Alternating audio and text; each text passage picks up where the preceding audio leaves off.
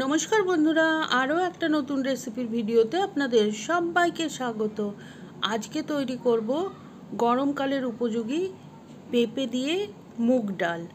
আর এই ডালটা খেতে যেমন টেস্টি, তেমনি কিন্তু এর অনেকই উপকার আছে।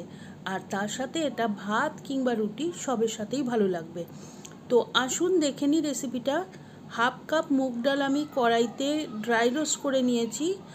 আর বেশ মুগ ডাল ভাজা সুন্দর গন্ধ বের হয়ে যাবে আর কালারটা একটু চেঞ্জ হয়ে যাবে, তখন গ্যাসটা অফ করে দিয়ে ডালটা আমি 5-6 বার ভালো করে ধুয়ে নেব। আপনারা জানেন যে ডালের মধ্যে একটা সাদা পাউডার দেয়া থাকে, যাতে ডালে চট করে পোকা না লাগে, সেই জন্যে ওইটা বারবার করে ধুয়ে বের করে দিতে হবে। ডালটা ভালোভাবে ধুয়ে নেওয়ার পরে একটা বাটিতে আমি জল গরম করতে দিয়েছি, তার মধ্যে ধুয়ে রাখা ডালটা দিয়ে দিয়েছি আর দিলাম আন্দাজ মতো একটু লবণ আর পেঁপে দিয়ে দিলাম। পেঁপেগুলো পাতলা পাতলা লম্বা লম্বা স্লাইস করে কেটে নিয়েছি আর একটা ছোট সাইজের পেঁপের অর্ধেকটা এখানে দিয়েছি। ডালটা ফুটে উঠলেই দেখবেন এইরকম ফেনা ফেনা উঠছে ওপর দিকে, সেটাকে হাতায় করে তুলে তুলে ফেলে দিতে হবে। এতে করে ডালের স্বাদটা বেশ অনেকটাই বেড়ে যায়। আর এখন প্রায় 10-12 মিনিট ডালটা ফুটে যাওয়ার পরে দেখা যাচ্ছে, দেখুন যে দানাগুলো এখনও গোটা আছে, কিন্তু ডালটা সেদ্ধ হয়ে গেছে।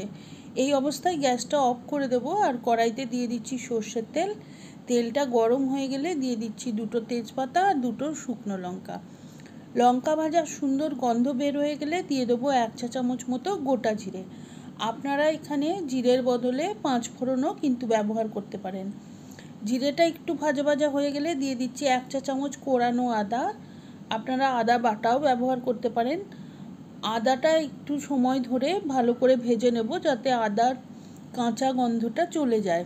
তারপরে গ্যাসটা একদম লো করে দিয়ে আমি সেদ্ধ করে রাখা ডালটা এর মধ্যে দিয়ে দেবো। এটা একটু সাবধানে করতে হবে, কেননা এখন ডাল এবং তেল দুটোই খুব গরম, ছিটকে গায়ে লাগতে পারে। ঢেলে দেওয়ার পরে দিয়ে দিচ্ছি আন্দাজ মতো একটু হলুদ গুঁড়ো, কেননা আমি ডাল সেদ্ধ করার সময় হলুদটা দিইনি। হলুদ গুঁড়ো দিয়ে 4-5 মিনিট সময় নিয়ে ফুটিয়ে নেব। তারপরে দিয়ে দিচ্ছি 4-5টা চেরা কাঁচা লঙ্কা আর হাফ চা চামচ জমানো ঘি। এই জমা ঘিয়ের বদলে আপনারা যদি গলানো ঘি ব্যবহার করেন তাহলে 1 চা চামচ দিতে হবে। আর দিয়ে দিচ্ছি একটুখানি চিনি। চিনিটা স্বাদ মতো, একটু মিষ্টি মিষ্টি হলে ডালটা খেতে ভালো লাগে, তবে আপনারা যদি চিনি পছন্দ না করেন তাহলে না দিলেও হবে। সব কিছু দিয়ে খুব ভালো করে ফুটিয়ে নিয়েছি আর এখন গ্যাসটা অফ করে দিয়ে গরম গরম ভাতের সাথে পরিবেশন করে দেবো। আপনারা চাইলে এটা রুটির সাথেও খেতে পারেন, ভালো লাগবে। তো অবশ্যই বাড়িতে একবার ট্রাই করবেন, কমেন্ট করে জানাবেন কেমন লাগলো। রেসিপি বানালে ছবি শেয়ার করতে পারেন আমার ফেসবুক পেজে। আর রেসিপিটা ভালো লাগলে please like, share and subscribe my channel.